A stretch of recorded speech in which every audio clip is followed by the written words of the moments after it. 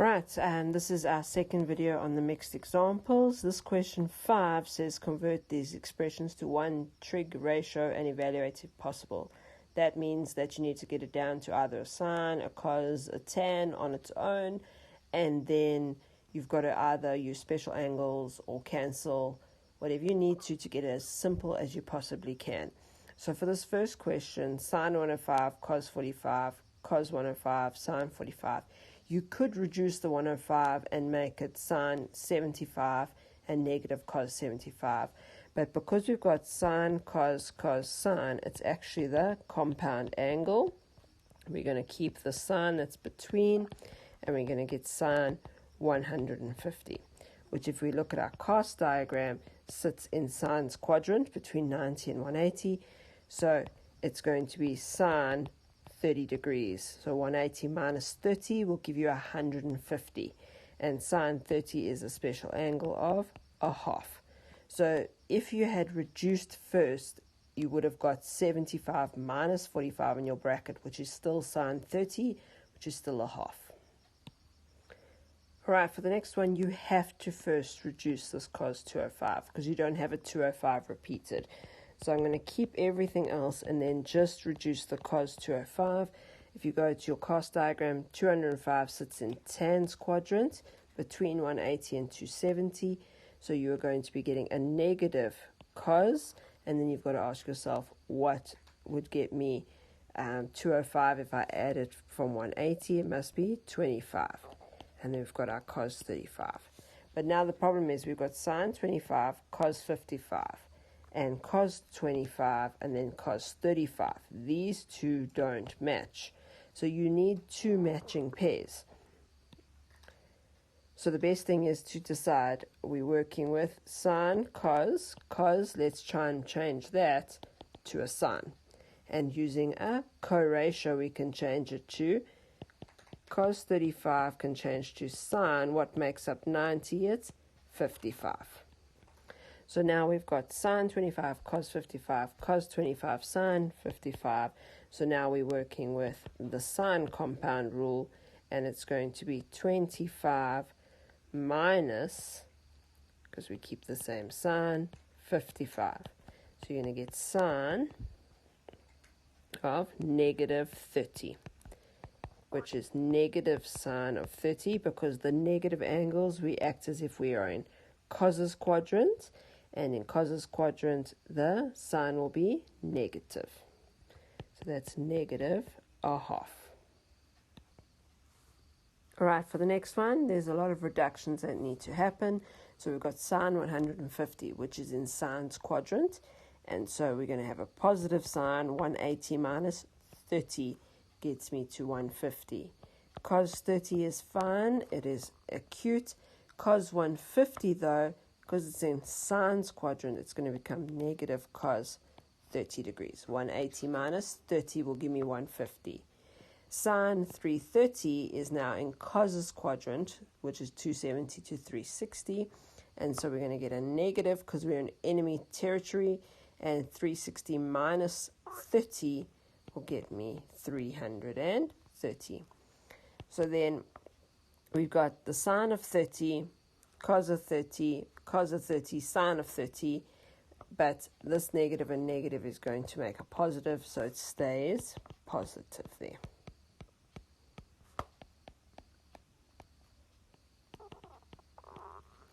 Now you have a choice. Either you can substitute the special angle straight in, or you can realize you have the sine compound angle. Sine cos, cos sine.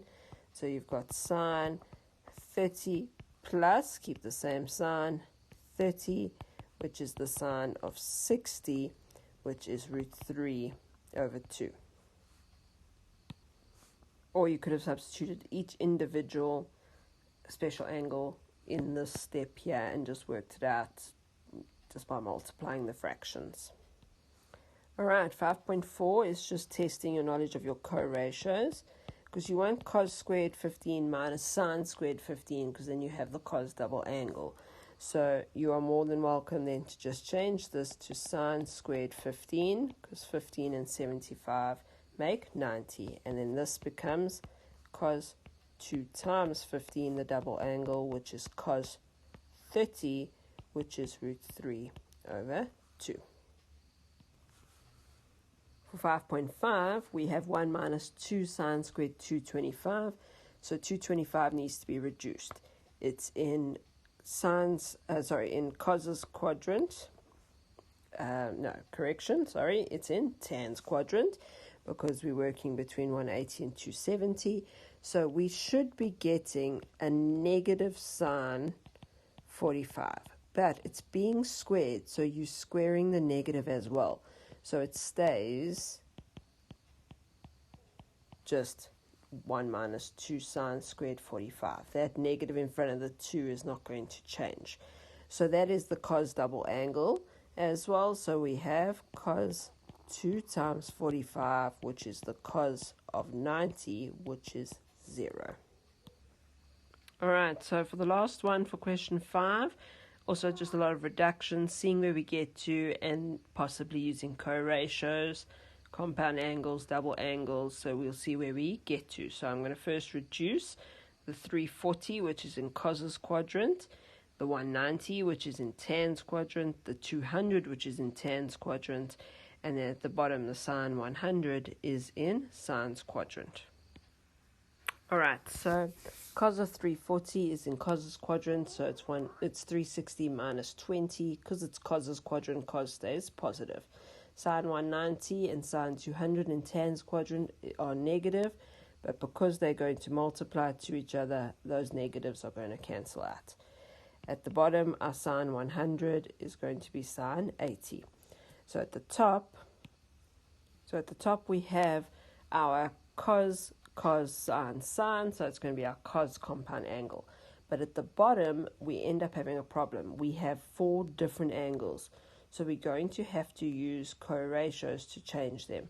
So it's up to you whether you want sine, cos, or sine, cos, sine. I'm going to go with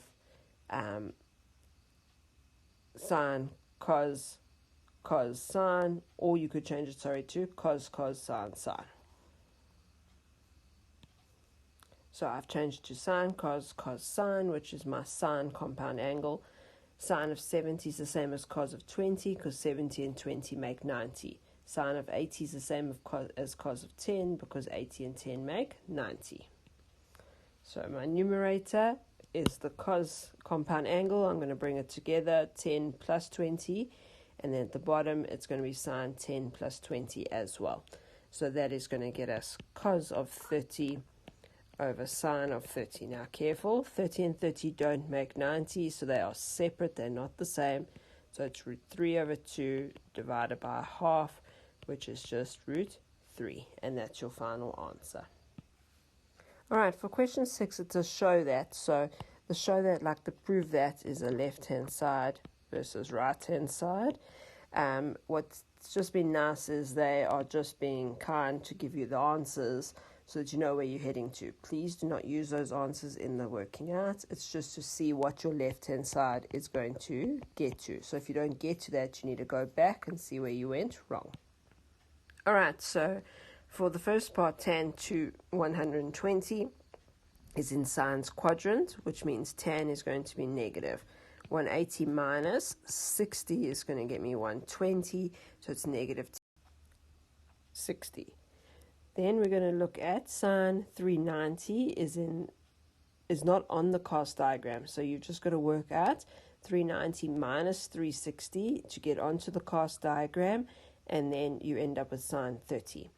Cos 156 is in sine's quadrant, so we have to say cos is negative, and we're working with 180 minus 24 will give me 156. Then cos of negative 135. Cos is not affected by a negative angle because it's as if we are in cos's quadrant over there. And then cos of 135 we will have to reduce in the next step. Sine 315 is in cos's quadrant, so it's going to be negative sine 360 minus 45. Then sine 66 we're going to leave there for now. All right, so then I have replaced all the special angles with their correct values. So tan 60 is root 3 with its negative in front. Sine 30 is a half. cos 24, I'm leaving it there. Cos 135 is in sine's quadrant, so it's going to be negative cos 45. 180 minus 45 will get me 135. And then we are working at the bottom with sine 45 and then sine 66 we're going to leave. Then in the next step, we can multiply this negative to the negative, and then that's going to become positive, and I'm going to keep my cos 24 there, but then my cos 45 is negative 2 root 2, and we're dividing all by negative 2 root 2 times by sine 66. So now these two can cancel out, and then we are left with negative root 3 over 2. So that all I've done is I've just multiplied those two together, and then times by cos 24 over sine 66. Now, if we have a look, our 24 and 66 make 90. So cos 24 and sine 66 are identical. So we have negative root 3 over 2 times cos 24. Let's make it over cos 24, which is 1. So we're left with negative root 3 over 2, which is our right-hand side. All right, our next question. We are working with, again, the left-hand side, right-hand side. So I'm going with my left-hand side. Sine of 105 needs to be reduced because it's bigger than 90. And so 105 is in sine's quadrant. We're going to be working with sine 75. It's positive because we're in sine's quadrant. Times cos 75, we're going to leave that because it's acute. Tan 135 is in sine's quadrant, and so it's tan 45. There's a big misconception. Because we're working in sine's quadrant doesn't mean that tan changes to sine. It's just representing what its value is going to be, negative or positive. Then sine at the bottom of negative 330, we've got to act as if we're in cos's quadrant. So sine of a negative angle is negative sine of that angle. We're going to keep the sine 75, the cos 75. The negative tan 45 is going to be a special angle, which is going to be 1, so it's negative 1 here. Then sine is in cos's quadrant for 330, so it's going to be a negative sine, 30 degrees. So the negative and negative is going to make a positive, and this negative 1 is going to make negative sine 75, cos 75, all over positive sine 30, which is going to be positive a half. Alright, so when you divide by a half, it's the same as multiplying by 2. So we're going to bring this in. And if we just bank this with a negative outside the brackets, we're going to see that we have a sine double angle. 2 sine 75 cos 75 is the same as saying sine 2 times 75, which is 150, which we can reduce in sine's quadrant to sine 180 minus 30. And sine of 30 degrees is a half, with the negative gets us our right-hand side. All right, second last one, we are working with sine 80 minus sine 40 must become sine 20. Now, none of those are special angles, so think, can we bring in a special angle? So sine 80 is the same as 60 minus 20. And then minus sine 40 is the same as saying, 60 plus 20. And this one is the same as saying 60 minus 20. So we're bringing our 20 in, but we're also bringing a 60 in, which is a special angle. So 80 is the same as 60 plus 20, and 40 is the same as 60 minus 20. And so now we can expand using our compound rule. Alright, so once we expand again, please don't forget to put the bracket after the negative there, after the subtraction, because you're going to distribute in. So now, I would say distribute in first and then subs in your special angles because some of them might cancel out. So once we've distributed the negative in, now we're going to see what we can work with that's identical. So we have sine 60 cos 20 minus sine 60 cos 20. So those will cancel out. And then you are left with a cos 60 sine 20 plus a cos 60 sine 20, which is 2 cos 60s sine 20s. And so now we're working with our special angle here. Cos 60 is a half, and sine 20 is not special. 2 times a half is 1, so you're left with sine 20, which equals your right-hand side. All right, this last one is quite a lengthy one. We can definitely see we're going to use our left-hand side, and all our angles are different, so you can't work with your sine squared plus cos squared, sine squared plus sine. You've got to work with now building that same idea as we did in the previous question of bringing in a special angle. So we can have sine 60 minus 20 will be the same as 40, but it's all being squared, and 80 is the same as saying 60 plus 20.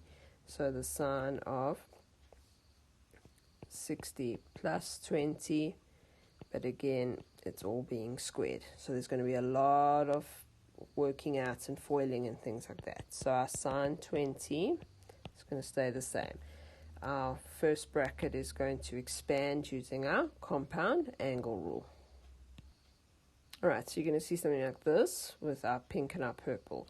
Now, it's very long and very involved. The pink has to now be foiled out as well as the purple. So I think the best thing is instead of foiling with all this, just replace. I'm going to say let sine 20 equal A and let cos 20 equal B. So I'm going to have, in this case, A squared plus, so sine 60 is a special angle, so I'm going to replace that. Cos 20 is going to be B minus cos 60 is a special angle, sine 20 is an A, and then that's going to all be squared. So we'll come back to that. Then we're going to be working with, again, sine 60 is a special angle, cos 20 is going to be a B, plus cos 60 is a special angle, sine 20 is going to be an A, and that's all squared. Alright, so my special angles are filled in, and now we can work this out. So A squared plus, this is going to be root 3B over 2 minus A over 2, all squared. And then we're going to have plus, on this side also root 3B over 2 plus A over 2, all squared. So I'm still going to finish in my brackets. Alright, so all I've done is I've just made a common denominator in each of my brackets of 2. And so now I'm going to have to FOIL the top of each of my fractions. And the bottom is just times by 4. It just becomes 4. So in each of them, once I square it, we're going to FOIL it out. And we can then work with our fractions together. Alright, so I've just done a quick little working out. If we're foiling the first fraction, root 3 times root 3 is just 3. B times B is B squared. And then I'm going to get root 3B times minus A, so it's going to be negative root 3AB. And then I'm going to have another negative root 3AB, and then a positive A squared. So these two are going to work together, and we're going to get 3b squared minus 2ab root 3s plus a squared. Now on this side it's going to be exactly the same, but it's going to be 3b squared plus 2ab root 3s plus an a squared. Alright, so I've just applied a common denominator of 4 to all of them, so I've made it 4a squared and then just joined the denominators. The nice thing here is that our ugly root negative 2ab root 3 and positive cancel each other out, and now we've just got to work with the regular terms. Alright, so all I've done is group like terms now, and then I can take out a common 6 and say a squared plus b squared all over 4.